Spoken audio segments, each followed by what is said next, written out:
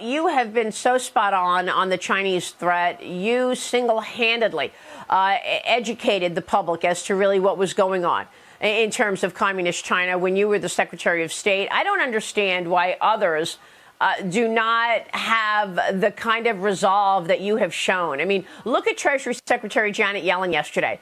I got to get your take on this. She's calling for better relations with China. She says the U.S. should not fully break from the world's second largest economy. Here's what she said yesterday, Secretary. Watch.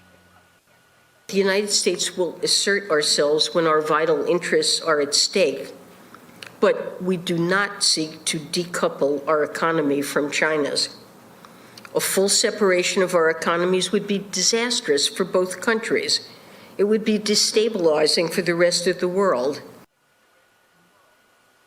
So what about that, Secretary? Does she not understand the national security risks involved in a surveillance balloon traveling the country for a week, sending military secrets back in real time, the cover-up of COVID-19?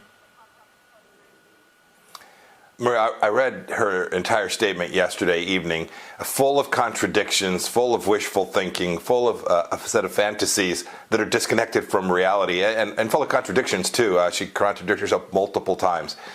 I think they get that there's a national security challenge. I don't think the Biden administration has figured out that the Chinese only understand power, and they know reality. They know that these aren't fantasy ideas that they're pushing. They know that their effort to become the global hegemon is real, and they're intent on it. When I hear her talk about places to cooperate, well, sign me up.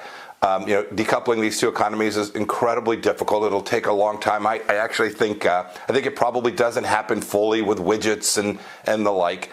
But make no mistake about it, the national security implications of pretending that the Chinese Communist Party is going to cooperate with us on climate change are just ludicrous, right?